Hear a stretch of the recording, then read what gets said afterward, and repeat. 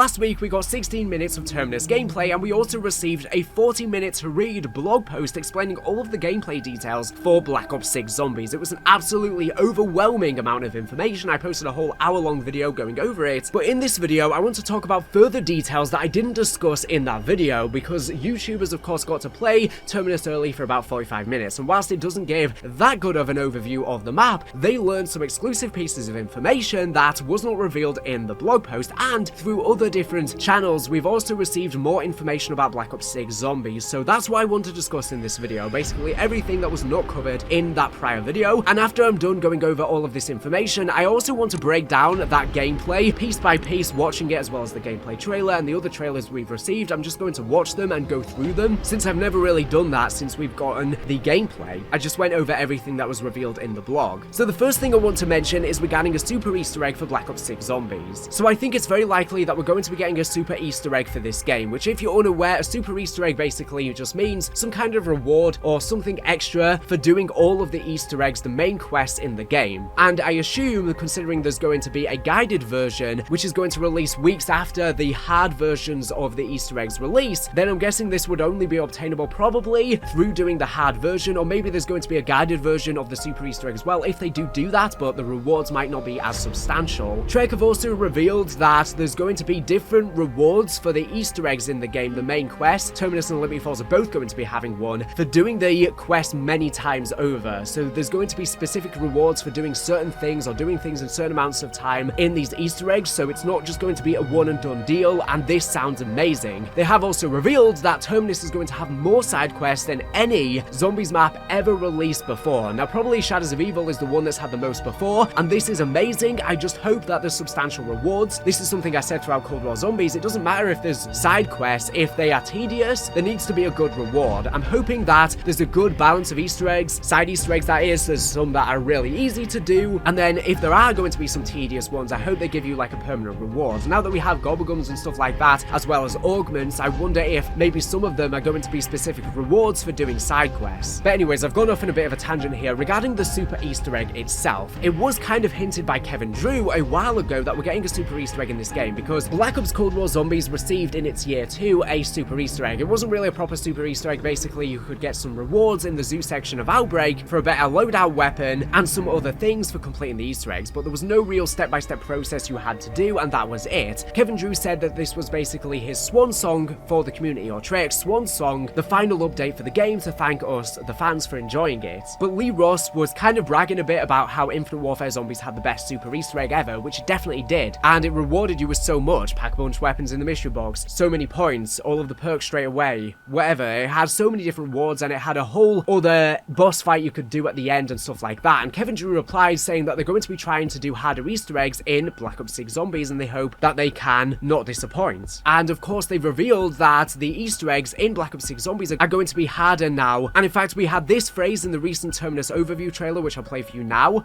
It's a beast of a main quest. You know, it'll use the ocean, it'll use the islands, it'll use every part of the map proper. It's one of the bigger maps we've created. So yeah, the Terminus quest is going to be really difficult, and I love that it's going to be utilizing all of the different things around the map. But Treyarch do want to be making the steps make sense, so I think puzzle steps will be returning, but there's going to be no quirky steps to delay how we actually hunt, like on Revelations, where you're collecting random rocks scattered around the map that doesn't really have any thought put into it. It seems like all of the steps are going to have thought put into them, and then weeks after you've done the hard version, they will release the guided version so that people can enjoy it. Now, the guided version is not going to allow you to get all of the rewards that you can do with the hard version. Apparently, there's going to be some exclusive rewards you can get doing the hard version before the guided version is out, because obviously once the guided version is out, you could do that first, which will better prepare you for the hard version. So there's going to be exclusive stuff just for a set limited amount of time before the guided version comes out, which I'm happy about. But yeah, it seems like Treyarch will be doing a super Easter egg for this game because of Kevin Drew responding to Lee Ross, and there's been some data mines that show that Treyarch are tracking your completion for all of the Easter eggs in Black Ops 6 Zombies. But whilst this is something that they would need to do for a super Easter egg, it doesn't necessarily confirm a super Easter egg, because they would be doing this anyways for these rewards you can unlock and stuff like that. So yeah, I don't think this confirms a super Easter egg, although I think there is going to be a super Easter egg, because Treyarch haven't really done ever a proper one. We had the RK-11 starting weapon added on Black Ops 3 Zombies, and that was about it. They want to do something better now. And Terminus has also also been described as being the largest map in Zombies history. I don't know if this is actually true because transit is so huge, but it seems like they're probably counting all of the dead space around the map because of course you can go on the raft and go in the water where there's the giant tentacles and all of these horrors, and most likely there's a load of specific Easter egg stuff out here as well, like Treyarch have said. So I think the actual playable space is not going to be that big. I know Dalek, when he played early, said that the map was not too difficult to discover the layout of, and we know Liberty Falls is going to have a much easier layout as well than Terminus, so this is the harder one. So I think the actual player space won't be the biggest in history, but the actual area of the map, considering there's a lot of levels and levolution as well, is going to be the largest. So I love that because there's going to be so many secrets to discover, but it seems like the water elements and the out of map elements are going to seamlessly flow with the map. It's not going to be something too complicated. From the people who played early, that's what they've said, and this allows for so many secrets to be hidden outside of the map without it tarnishing the map itself, if that makes any sense. I think the map will be medium sized, excluding all of that out of bounds stuff, but this allows there to be this element of mystery in all of this dead space, which is something I liked about Outbreak as well. So here's some other gameplay details. As you know, PhD Flopper is back as a perk. Now there's only 8 perks, Tombstone is not there. It was actually found in the files before release, so it's possible this might have been held back for DLC or it's just cut. I hope Tombstone does return. It's not that useful of a perk, but apparently it could just be cancelled or held back for DLC. But anyways, PhD Flopper is back, but you can actually activate PhD Slider with a minor augment, and this is the best of both worlds because we had PhD Slider in Cold War Zombies, but then we had Flopper in Modern Warfare 3 Zombies, so whether you flop, whether you slide, it's going to do the explosive damage, and I think there is a use to both. And in Cold War Zombies, you could of course just do the massive jet forward as well when you would slide, and I wonder if that will be back with this augment too, or maybe that's going to be the major augment. But we do see in the gameplay trailer PhD Flopper, it's not just going to be for regular flopping. With the Omni movement, you're literally going to be able to dolphin dive sideways, or slide sideways or backwards, or dolphin dive backwards, all of these crazy movement things, and that will activate the Flopper explosion as well, or the slide if you have that augment on, which I'm really looking forward to. Now, another thing regarding the augments, it's unclear exactly how this is going to work, but Mr. Dalek JD revealed that there is actually going to be an augment to allow you to get Dying Wish, which was a perk in Black Ops 4 Zombies, and this will be a perk for Juggernog. Now again, it's unclear if this is going to be a major or minor augment, but if you didn't play Black Ops 4 Zombies, this is the overview of how it worked. So when you would purchase it, it would prevent the player from falling into last stand. Instead, the player would enter Berserk mode, the screen would turn red and prevent the player from receiving all damage for 9 seconds. After Berserk mode has ended, the player will be left with 1 health. Dying Wish will then need time to be used again, with the cooldown extending after every match. Now, there was modifiers in Black Ops 4 as well, so when it was selected as a modifier, it would give the player full health after exiting Berserk mode. Now, this could actually be why Tombstone is not returning in this game, because it's kind of similar to Tombstone in a way, so maybe that's why. Honestly, it makes sense though for them to have Tombstone and this be an augment for Tombstone instead of Juggernog, but I digress. And dig sites from Origins are also going to be back as well. We know the Shadows of Evil pods will be back in the Dark Ether. We see it on Mr. Peak's TV screen. It seems like we can get into the Dark Ether on Liberty Falls. I don't know if just Liberty Falls or on Terminus as well, but some sort of section in the Dark Ether will be a giant wood, and it's going to have the Shadows of Evil pods for rewards as well. So most likely there's dig sites on Terminus, and then something similar to get rewards and Easter egg items on Liberty. Now, another thing I want to bring up is they've now separated the Pack-a-Punch machine and the ammo mods. So instead, you can upgrade your ammo mods within the Arsenal machine, but you have to buy them with points. So the Pack-a-Punch no longer has a menu, it will just Pack-a-Punch your weapon immediately. Now, it was actually shown in the files of the game that there would be the knuckle crack animation returning, however, it's not actually returning. So I don't know if Treyarch were planning to have it, but they cut it for some reason. Maybe this will be back in COD 2025 Zombies, maybe they're saving it for that game so they can differentiate it between the two games. It's possible this could change for launch though, since we're still a while away from launch, and Treyarch are listening to feedback. They did say in their blog about the gameplay details that everything is subject to change. Some things may be different on launch as well. And there's also going to be Vor returning, so extreme gore in the mode and twitching body parts and all of this extreme horror. I love that Terminus is set in the early hours of the morning, and it seems like Treyarch are going for the horror aspect again. I love that. The other piece of information is that we know that leaderboards are going to be returning for Black Ops 6 Zombies. There will be an indicator showing whether it was from a saved game or a normal game. So this brings me on to how save games are going to work in Black Ops 6 Zombies. So this is probably the biggest piece of gameplay information or innovation for Black Ops 6 Zombies, is you're now going to be able to save matches, but you're just going to have one save slot across all maps. So you're not going to be able to have one save per map, which honestly I think you should be able to have one save per map. I think that's how it should be. It doesn't make sense to just have one save across all games, but yeah, that's how it's going to function. function. I didn't really know exactly how this would work in the blog, but Mr. Dalek JD clarified this. You can play a separate game whilst you already have a save slot, but I guess you then won't be able to save that game unless you want to overwrite that prior game you've saved. You also won't be able to save without max health, so you can only save when you have max health. However, this is not going to be the only way that save games are going to work. This is so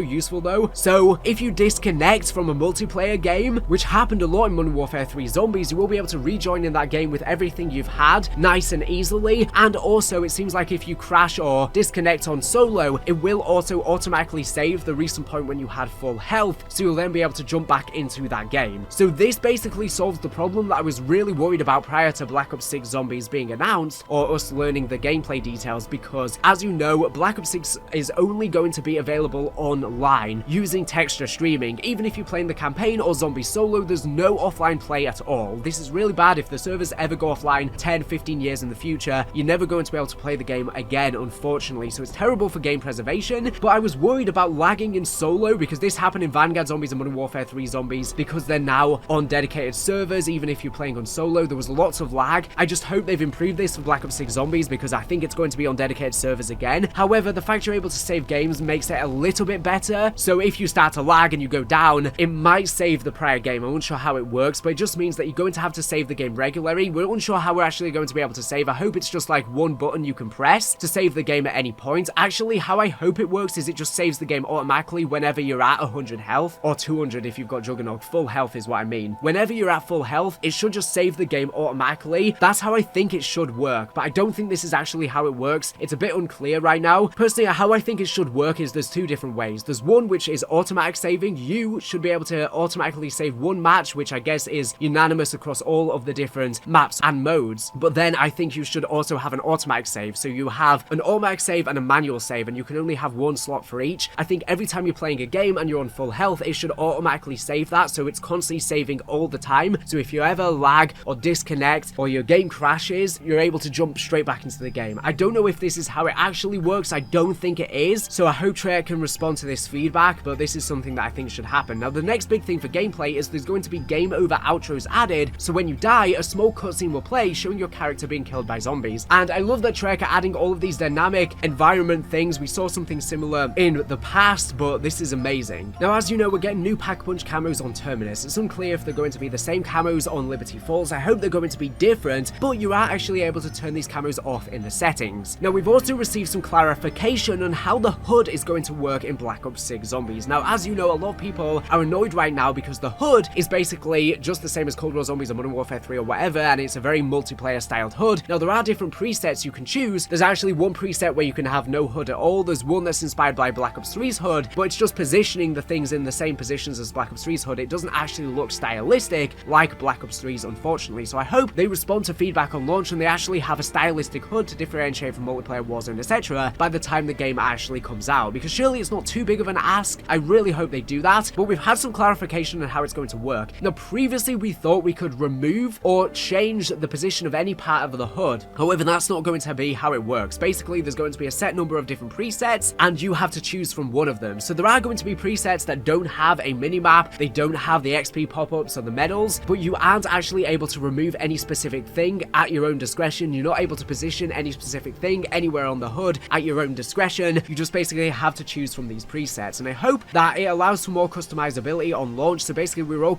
incorrect about this. It's unfortunate because that's how they kind of made it sound like in the reveal. That's how it would work, but it's only now that we've received clarification on this. Now, we are going to be saving more Gobblegums post-launch, but this is to be expected anyways. The parasites that are returning from Shadows of Evil and Revelations are going to have their own special rounds as well, but of course they can also spawn in from the parasites, or I think the amalgams as well. So now I've gone over all of these gameplay things that I haven't covered in prior videos. I now actually want to watch the full gameplay of Terminus as well as the other trailers as well, so I can break them down second by second and share my thoughts live. Okay, so I'm going to watch the full gameplay of Terminus now. So first of all, we see the loading screen as well. Of course, this will have some different pointers at the bottom, just like we are used to, giving us tips for the map. You can see the full moon in the sky. It just looks so creepy. You can see the underground tunnels. You can see the giant boat. I wonder if Peck actually headed on this boat with Maya to actually get here. You can see the shores. The atmosphere is so similar to both Mob of the Dead, as well as Zetsubo no Shima on this Pacific island, and this is the spawn room. You can see the Rampage Inducer on that desk there, which is returning to speed up the zombies' aggression if you want to progress the rounds quicker, if you are up for a challenge as well. And yeah, you get a look at the map. There are these dark ether arrows that point you towards the power, so you have this first power, which you can see right there. There's 3 different chambers that you need to activate, with the main one in the center, which we'll see a little bit further into the gameplay, but the game will guide you towards power and Pack-a-Punch once again. Very reminiscent, I think, mainly of Firebase C with activating them, and we have quick revive right there, close to spawn. Now we see this new dynamic element on the map where this zombie is attacking a Terminus guard that is bleeding out right here, and like I said before, I just love how atmospheric the map is. It's set in the early hours of the morning. I believe the intro cutscene was set at 3 AM, but this is a couple hours later. He gets a shotgun from the box, absolutely terrible there. It does seem like they're adding a bit of randomness to the box now as well. The cool thing is, whilst the loadouts are returning, you can also apply your attachments and your loadout stuff also on mystery box weapons as well as wall weapons, which I think is pretty cool. Here you see another generator as well. Armored zombies are also back. You just saw Juggernog there. The game looks so good. Of course, they've been working on Terminus and Liberty Falls for literally 4 years. You can see another Dark Ether arrow there. There's a crafting table right there. You can see this point right here. Now, I actually played a map called Battery from World at War. A custom zombies map was inspired off of that.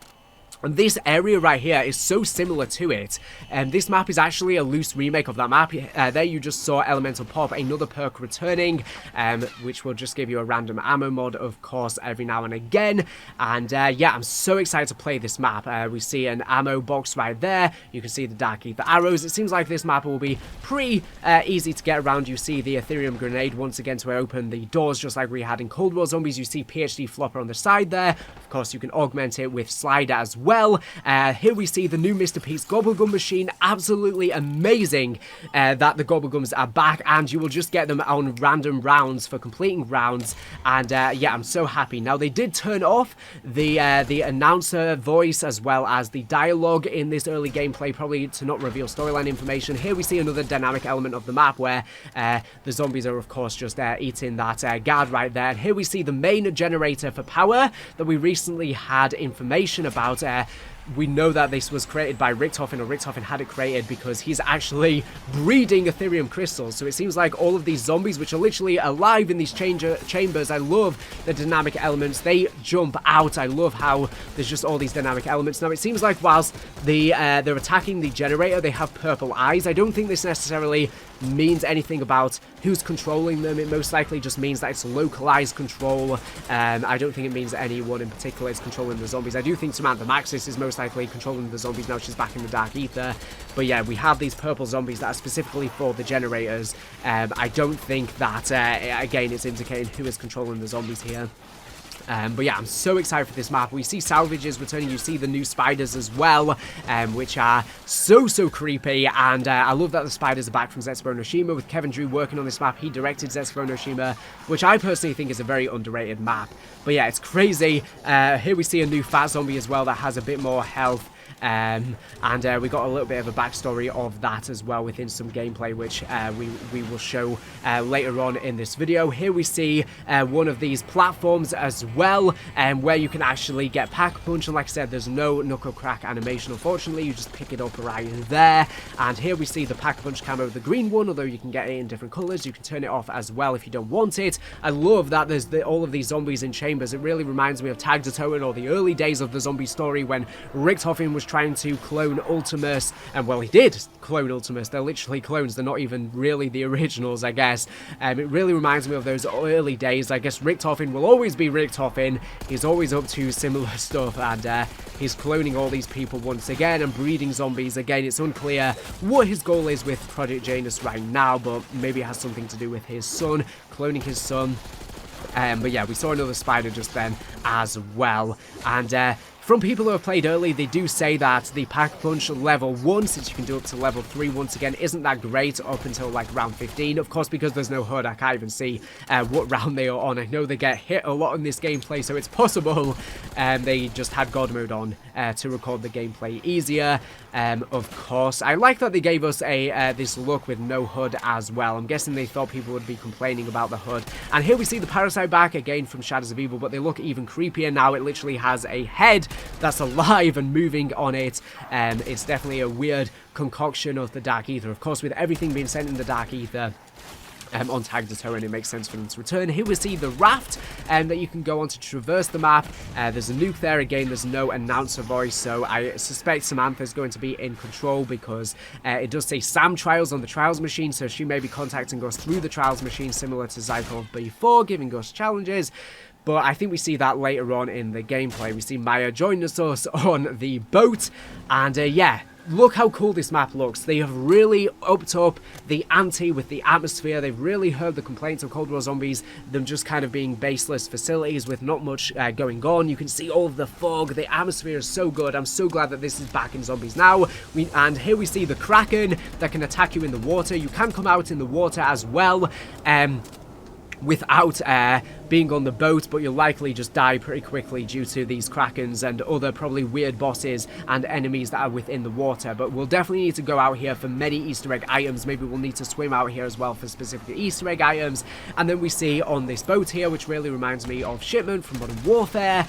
And yeah, there's loads of zombies here. This is a cool part of the map. And like I said, I wonder if Maya and Eddie specifically came on this boat to actually get here. Of course, he was requesting a boat. And here we see Omni movement in action, being able to sprint and slide backwards, which is really, really cool, and you're able to mantle as well. From the gameplay, it really does seem very similar to Cold War Zombies, but a bit more fluid, and of course it's taken lots of elements from Modern Warfare, since it's on this new engine, so it does look graphically a lot better, and the Omni movement is brand new for this game.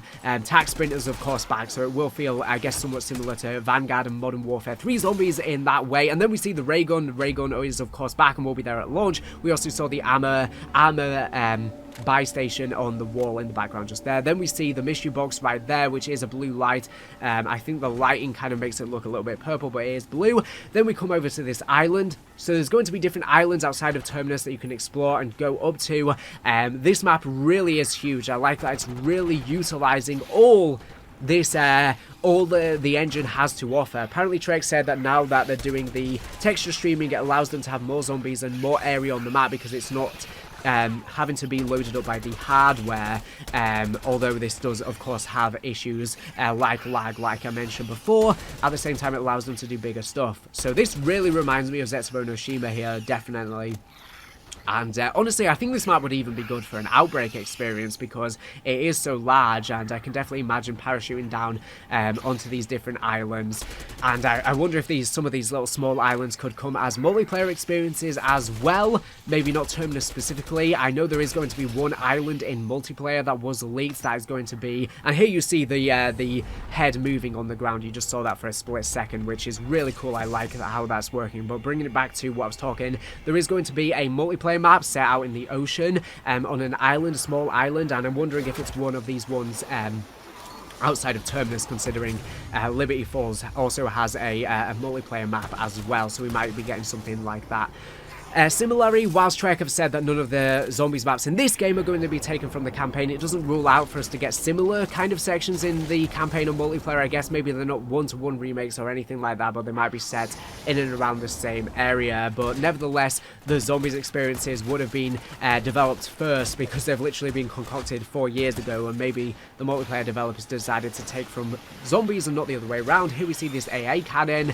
Of course, before we saw the boat again and the Kraken. I assume the Kraken's probably going to be the final boss in the game. Here we see the Ethereum cannon in action, and yeah, it just sucks up the zombies just like the Casimir device or the Gersh device, but on a much bigger scale. I wonder why Richtofen had this created. He surely knew that there was going to be a zombie outbreak ensuing, which most likely happened at the epicenter on Liberty Falls, but it happened on Terminus simultaneously whilst the breach was activated on Liberty Falls. Here we see these chambers with these zombies in. So creepy there. And then we see the new perk Melee Macchiato, which is coffee, so much caffeine, and so many calories in here. Now, yeah, this looks really cool. People who have played early said that it's not that great. We can see it just basically one-shots the zombies. It's basically like the Thunder Fist from Origins. But the cool thing about this is that it's not just going to be for your fist. So if you have a combat knife or you have other melee weapons, of course you can get any melee weapons in this from multiplayer as well. They will also be able to be used with Melee Macchiato, and most likely they're going to be even better than the fist. So whilst people who played early said that it's not that useful with the fist, because you're able to use other melee weapons, it's going to make it a lot better. And I love that there's swimming back, which we haven't really seen properly from Zetsubo no Shimo. You actually saw some fish in there as well. We see the new tentacle trap as well. I like that this map has taken a lot of elements from Zetsubo. It's clearly inspired a lot by it. I love that the swimming is back. There's definitely going to be some things for the Easter egg that require swimming. Here we see one of these fat zombies here, which I guess is Nathan. And yeah, we see these underground caves and stuff like that, which again really reminds me of Zetsubo no Shimo with the spider cave. And yeah, like I was saying, this map just looks so creepy with the spiders and everything like that. And yeah, I'm kind of speechless, honestly. It looks so good, and I hope that the DLC is all of the same caliber. And I think because Treyarch have been working on this for 4 years, it's apparently been getting playtested for 4 years, then I think that's going to be the case. But here we see the tentacle trap in action. This seems to be getting created by Richtofen on the island, and yeah, it's working as a trap here. There's going to be many of these on the map. It's so cool. But I wonder what happens if you actually go under it. Does it damage you as well? Most likely it will. Well, I guess we saw it there, but they did slide under. So I don't know if that's a fair representative. If you just slowly walk under, maybe it'll grab you too. I could definitely picture something in the Easter egg as well, maybe forcing you to put something in these tentacles or something like that. It could even be attached to the giant kraken that's in the ocean. It could be one and the same creature. It might be huge. Yeah, I'm really expecting us to fight that giant creature at the end of the Easter egg. We see some computers with Project Janus's logo on, and then we see the new wonder weapon, which is called the Beam Smasher, in action, which is kind of like the EM1. It shoots this laser, and there's augments as well to make it better. Apparently when you Pack-a-Punch it as well, there's better features that will be added for Pack-a-Punch, and we see that there's some sort of like creature as well charging the device on the left, which reminds me of the Apothicon Servant in the little chamber. It's actually some sort of dark ether creature. That is so cool. I like that they're bringing that back. But yeah, there's different features of this that we haven't seen just yet, because we haven't seen the Pack-a-Punch versions, and the reason they got it from the box as well was with the new Gobble Gun, which allows you to get a wonder weapon from your next spin from the mystery box. So I guess you can get this, or the ray gun, or the jet gun on Liberty Falls, or any other wonder weapons that might be there. It also has an electric cherry-like effect, so when you reload the weapon, it will sort of charge the zombies around you, which will protect you. But does that rule out electric cherry coming as a perk in the DLC? I'm not exactly sure.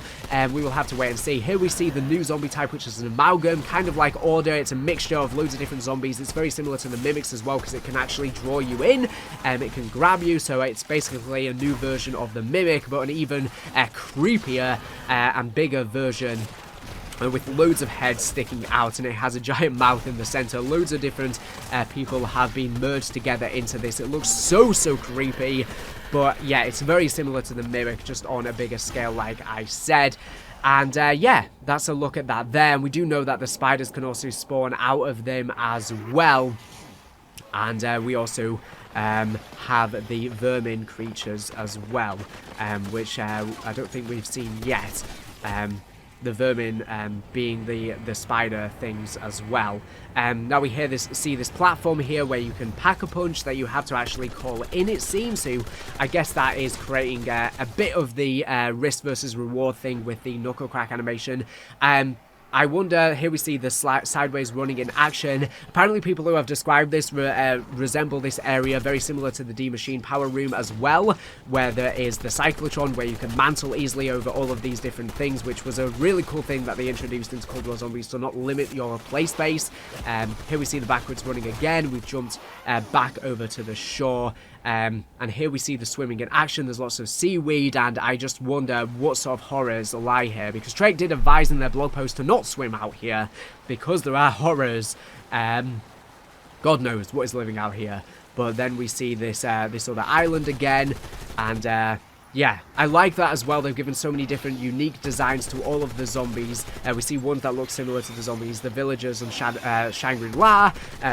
There's ones that are wearing different Project Janus chemical attire, since they've been doing experiments there. We just saw a dig spot, which is returning as well from Origins, where you can get different loot from, and most likely, again, there's going to be specific Easter egg stuff you can get. Here we see the Mangler, which is back. Apparently, this only spawns in specific parts of the map, according to the blog, though, so it's not going to be as annoying, but these are actually created for Project Janus, so most likely Project Janus, like I said, is probably the shareholders are profiting off of war, so they're creating all of these things most likely for war efforts, I'd imagine. It's unclear. Then we just saw PhD Flopper in action as well, dolphin diving backwards, and then they actually activated, or picked up, should I say, the Mangler's weapon, so you can actually pick it up from when you kill a Mangler, which is so cool. I guess it's basically like a wonder weapon. I don't think you can back punch it or anything like that, and it has very limited ammunition, but that was a cool look at that there. Then we see the salvage on the ground. There's just going to be green salvage now, so they've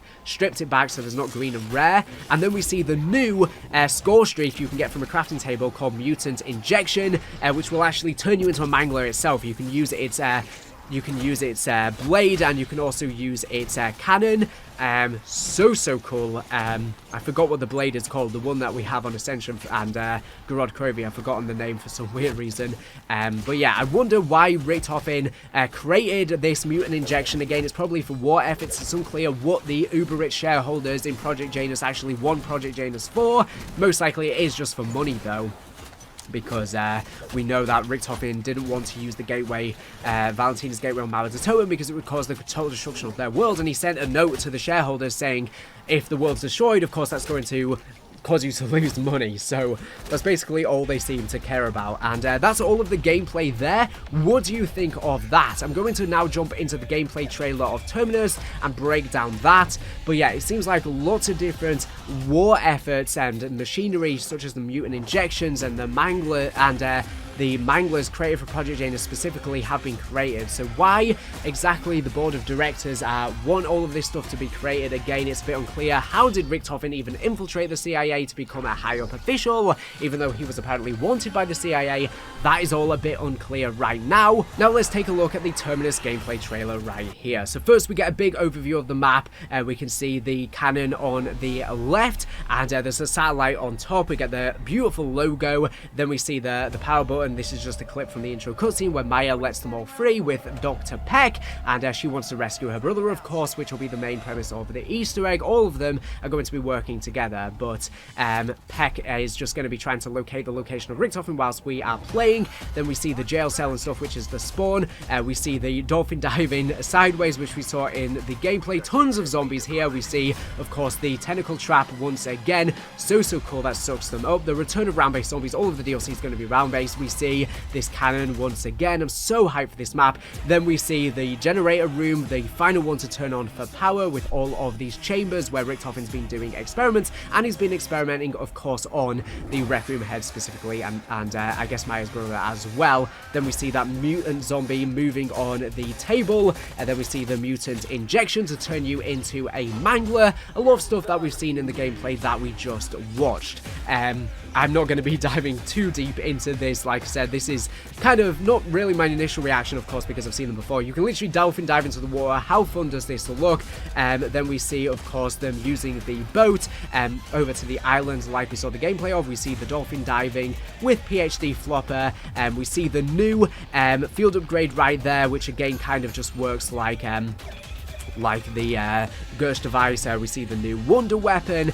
We also see this new perk, the melee perk. Then we saw the chopper gunner in action, which is returning as a score streak. Then we see PhD slider, which is an augment. And then we see again the wonder weapon. And then we see the exfil. So of course Raptor 1 will be exfilling us on the map. Then we see this spider jumping out of a zombie, which is cool. Then we see the amalgam boss zombie here, which is so creepy. And we see some of the purple pack-a-punch weapons. Then we see this giant kraken in the water, which, like I said, I really think must be the boss on the map. But if we rewind a little bit here, we see lots of really cool things in this. We see, like I said, we see the new field upgrade, and yeah, there's loads of cool stuff. Now, we did also get another trailer, which I'm going to play right now and watch with you, where the developers talk about the game.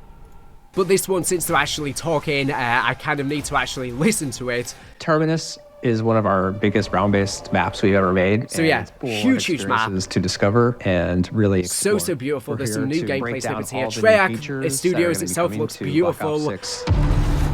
And I like that they're doing these intel drops and getting intimate with the developers here. Well, not in that way, but you know. War zombies. Seemed like a really cool place, like a tropical setting with various little islands out in the distance. It's one part jail and other part secret research facility in the Philippine Sea. So cool. And there we see this fat zombie. It's dark, really moody. Everything looks shut down. You know something's happened there. We want to set the mood so the player could feel the chaos of the recent outbreak. I really like the mood. I like that they put so much work into this. So make it more realistic. We're treating Terminus as a living world, which are just different ways to bring the world to life. Living world is scripted encounters that we've placed in the map to add to ambience.